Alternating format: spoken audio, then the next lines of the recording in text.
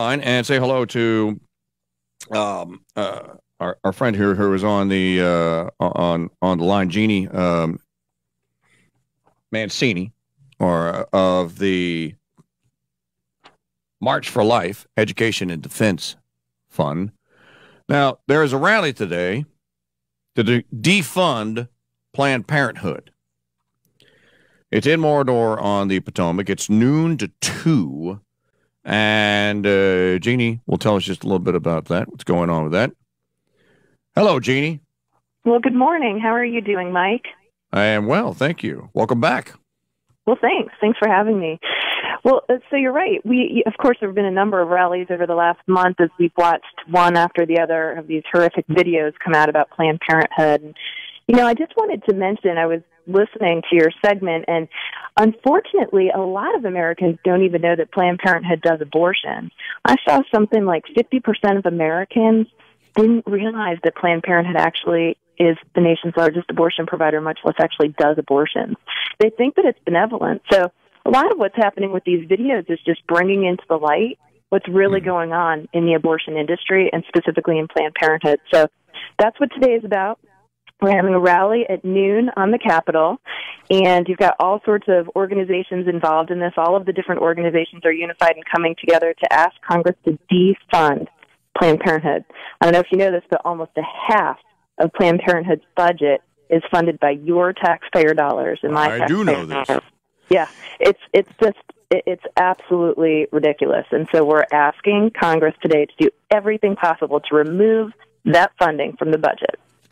Well, how would you then respond to the following? Speaker Boehner, government shutdown will hurt abortion rights movement.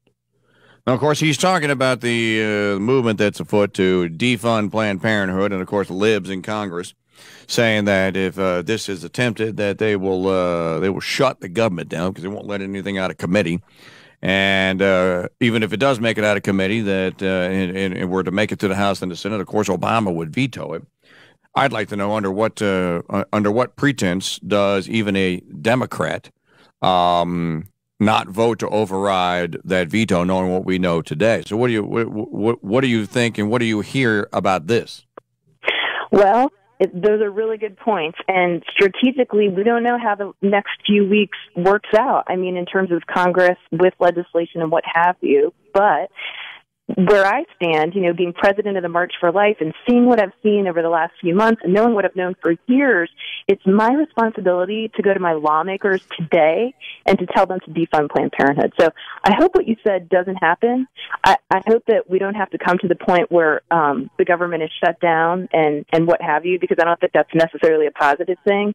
But what I do know is that I need to go because I'm a citizen and I have a responsibility to talk to my members today and to ask them to defund America's largest abortion provider.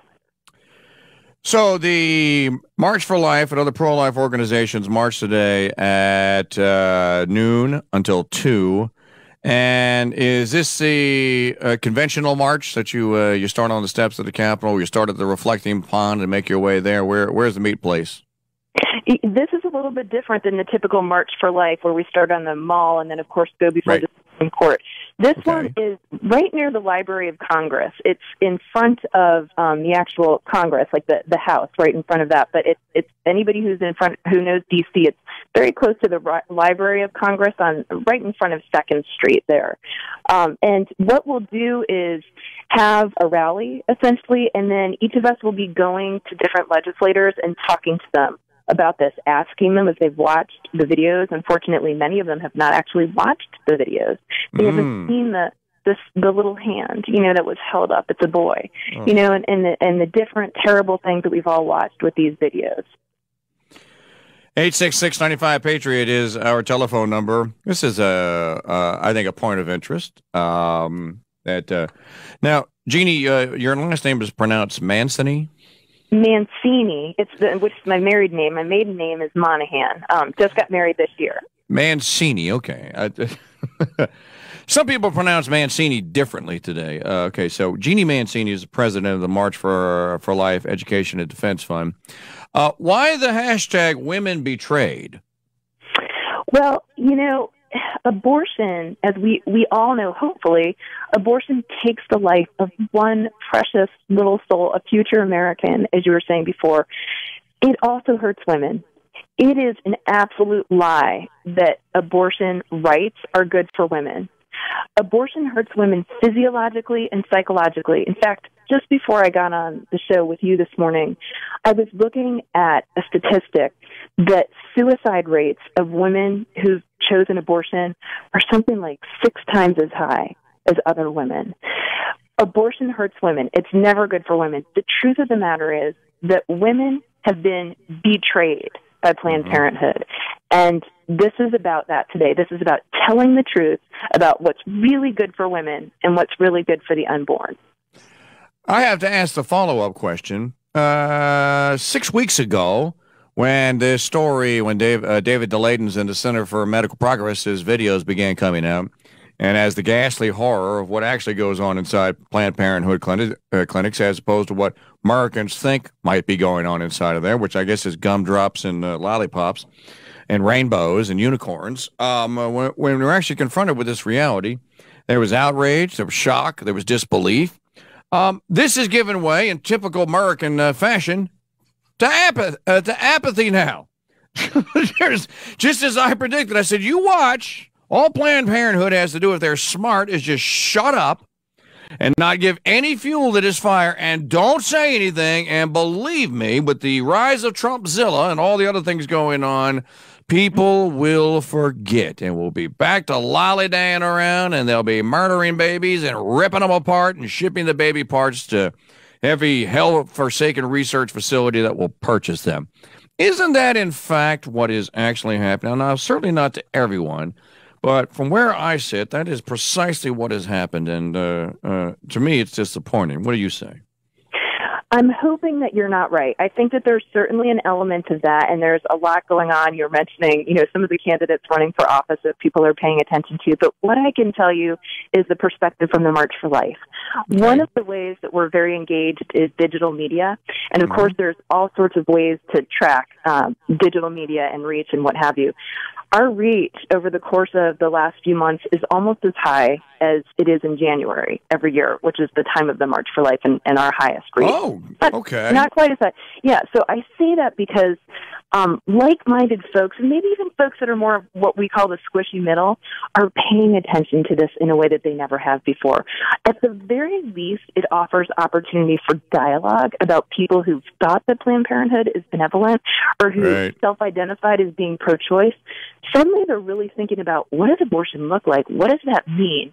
I think people like you and I, Mike, we think about what this is like. We know that abortion is heinous. We know that it's terrible, that it's murder.